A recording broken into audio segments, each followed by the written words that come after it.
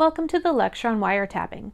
From your prior courses in criminal law, you should recall information about the traditional investigative tools available to police, subpoenas, and warrants.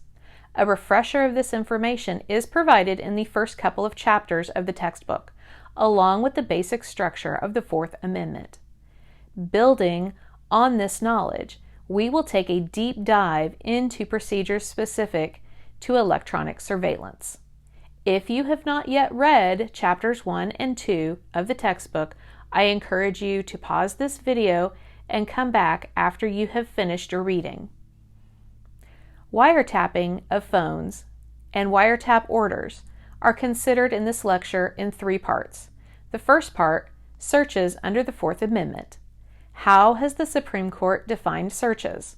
Why wiretapping requires a special kind of warrant? The second part will be statutory requirements imposed by the Wiretap Act. The third part will be data on wiretaps in practice.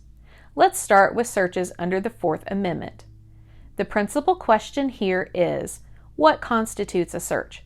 If police conduct is not a search, then there's no protection under the Fourth Amendment. The former view was that physical intrusion was required for a search, entering your home or going through your backpack, for example. By this view, a telephone conversation just cannot be searched because it's not physical, it's intangible. In the 1928 case of Olmstead v. U.S., the Supreme Court held that a telephone wiretap is not a search. Since it is not a search, it is not covered by the Fourth Amendment. The court emphasized the amendment's language about persons, houses, papers, and effects. A telephone conversation is not any of these. The modern view is that the Fourth Amendment protects privacy expectations. Those expectations can cover physical objects, but also cover intangibles. In the 1967 case of Katz v. U.S., the Supreme Court held that a telephone wiretap can be a search. It expressly overturned the Olmstead ruling and famously held that the Fourth Amendment protects people, not places. Privacy expectations, not just physical intrusions, are to be protected. The test rose from Justice Carlin's concurrence and has two parts. Subjective expectation of privacy is the first part. Did this person actually think there was privacy? The second part, societably reasonable expectation of privacy. Would an ordinary person in this situation think there was privacy? This test is often scrutinized. The scrutiny includes cases being decided based upon the views of judges and not society. Another criticism is that Katz is circular. Privacy expectations are a reflection of the practice of the law, and they are also a reflection of police practices.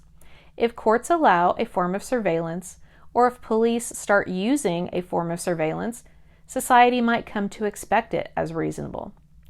The third criticism is economic and social pressures to give up privacy.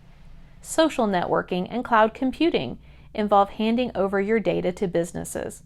If privacy expectations are largely informed by the private sector, government privacy will be dragged down by the same influences as commercial privacy. In a companion case, Berger v. New York, the Supreme Court suggested what the Fourth Amendment required for a wiretap. First, a warrant with probable cause and particularity. Second, the probable cause that the phone conversation will involve evidence of a crime. Particularity about which phone conversation to intercept. In addition to the warrant, a firm time limit is required, which is relatively short and without discretion for the officers. To renew a wiretap, there has to be a new determination of probable cause and particularity, added to the requirement that the individuals who have been subject to the wiretap have to eventually receive notice of the wiretap. And finally, the court added the minimization of wiretaps. If the police are listening in and the conversation is not pertinent to their conversation, they have to stop listening. The police have to minimize their collection of communications. We're going to see policies also called minimization in the context of foreign intelligence, but they are not minimization of collection. They function very differently. Second, after the Katzenberger cases, Congress responded by implementing the constitutional safeguards with a statutory scheme. That scheme was implemented as Title III of the Omnibus Crime Control and Safe Streets Act of 1968, referred to as Title III or the Wiretap Act. It establishes a blanket prohibition against the collection, use, and disclosure of the contents of private phone calls or other electronic communications. It sets out some exceptions to those prohibitions, such as a wiretap order. The procedure is very similar to the traditional search warrant. Law enforcement provides an affidavit and proposed order. The judge reviews these for compliance with the Wiretap Act requirements. If the judge finds the requirements are satisfied, they can issue a wiretap order. Police take the wiretap order to be served on the target's phone company.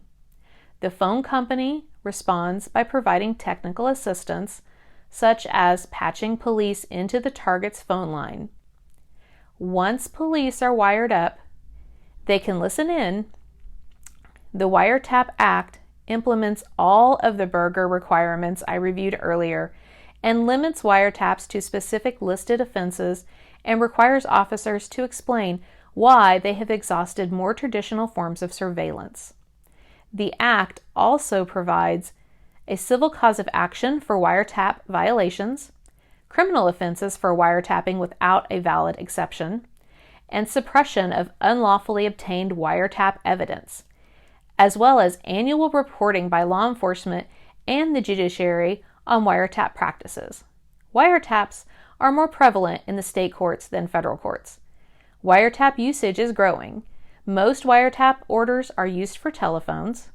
Almost all of the uses are for narcotic investigations.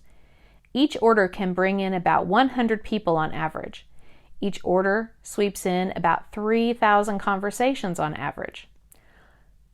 The cases that I cited will be listed in the text below this video conversation. Enjoy the rest of this chapter.